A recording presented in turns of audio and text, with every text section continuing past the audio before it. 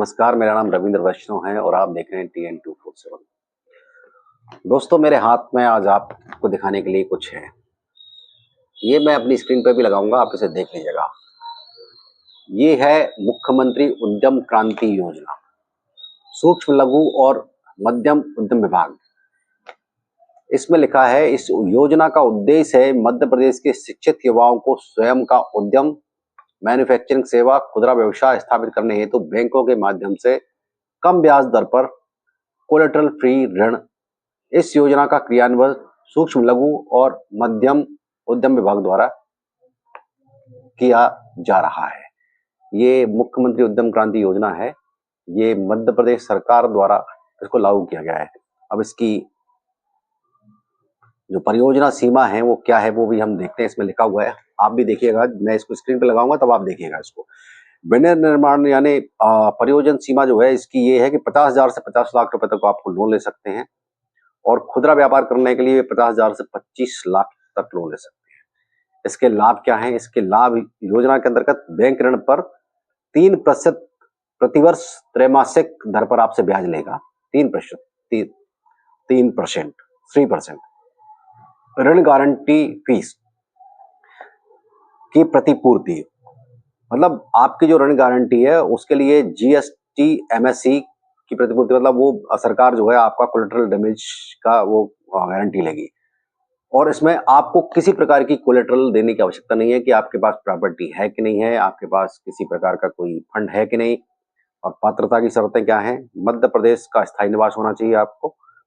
शिक्षा आपकी जो है 8वीं से कम 8वीं क्लास होना चाहिए और आपकी आयु 18 से 45 वर्ष के बीच में होना चाहिए।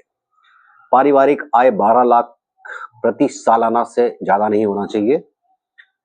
किसी भी बैंक या वित्तीय संस्था में आप डिफॉल्टर नहीं होना चाहिए और वर्तमान में किसी अन्य सरकारी योजना का आप लाभ ना ले रहे हो। ठीक है।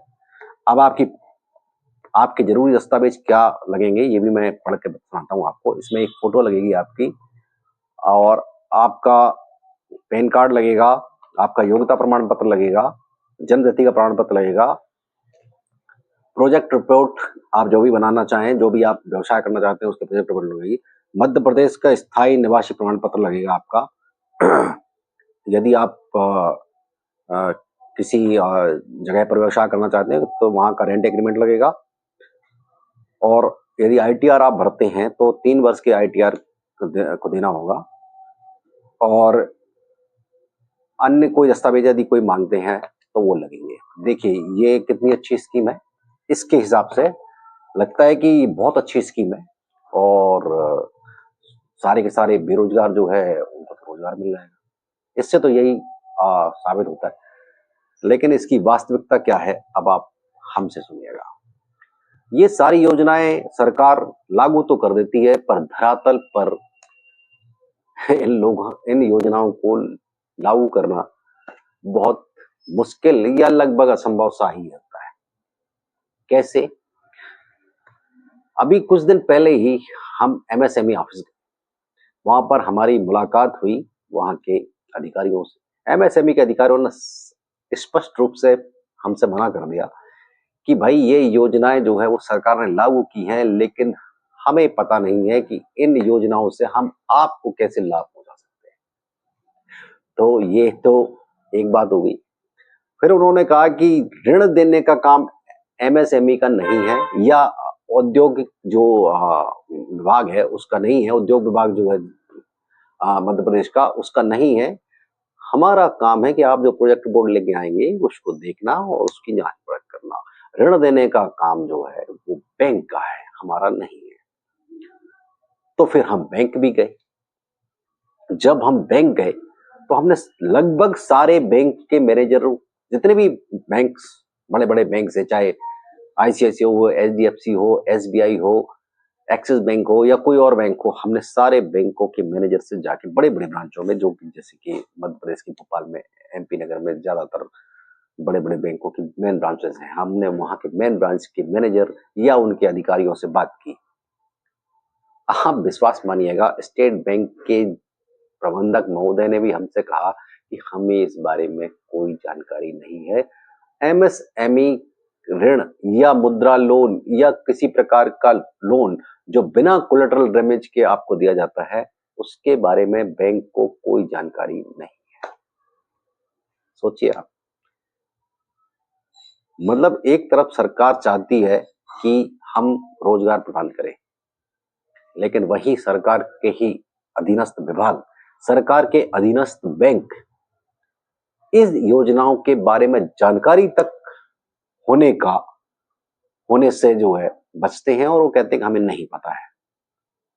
तो ऋण देने की बात तो बहुत दूर की बात है।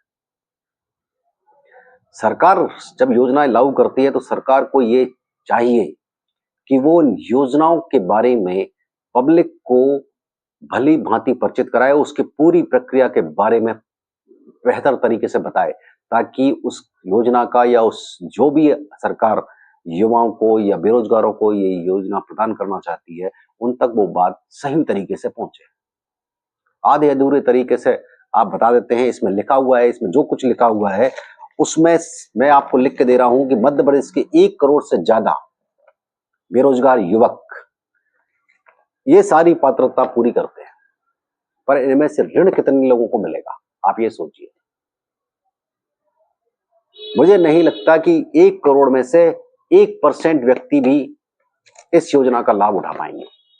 यदि ऐसा बैंक और बैंक के कर्मचारी और विभाग के कर्मचारी या अधीनस्थ कर्मचारी इस तरीके से लोगों को कहेंगे कि भाई हमें जानकारी नहीं है, जब सरकार ने ये योजनाएं लागू की हैं तो इन योजनाओं की जानकारी जो बैंक ऋण दे रहा है उस तक, उसके मैनेजर तक तो कम से कम पहुंचना चाहिए। उसके प्रबंधक तक यदि नहीं पहुंच रही है तो उसके कर्मचारियों को कैसे पता होगा कि इस तरीके की कोई योजना है।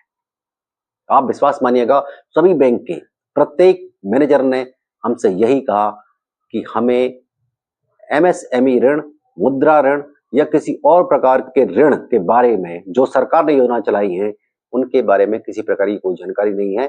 इसके लिए आप सरकार के पास जाएं, उनसे पूछें और वहीं से सारे काम होंगे।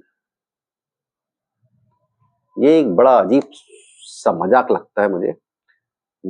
यदि ये मेरी आवाज सरकार के सबसे उच्च पदों तक जा रही है, यदि मुख्यमंत्री तक जा रही है, तो मेरा मुख्यमंत्री से अनुरोध है कि वो इस का संज्ञान लें और इसको देखें और अपने जो अधीनस्थ अधिकारी हैं उनको या तो उनके कान टाइट करें या उनसे कहें कि भाई हम ये जो योजनाएं जो है मध्य प्रदेश के युवाओं के भले के लिए लेके आ रहे हैं, तो कम से कम उन्हें तो पता हो। लेकिन यदि बैंक के कर्मचारी और खुद उद्यम विभाग के कर्मचारी यदि ये कहें कि यार ये योजना सरकार ने तो लागू कर दी है पर हम इसमें आपकी कोई मदद नहीं कर सकते, तो फिर कैसे रहेगा काम?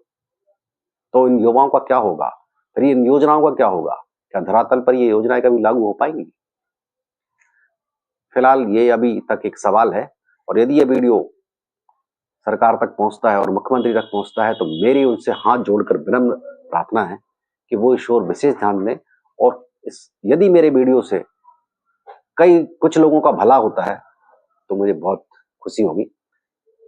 फिलहाल के लिए धन्यवाद।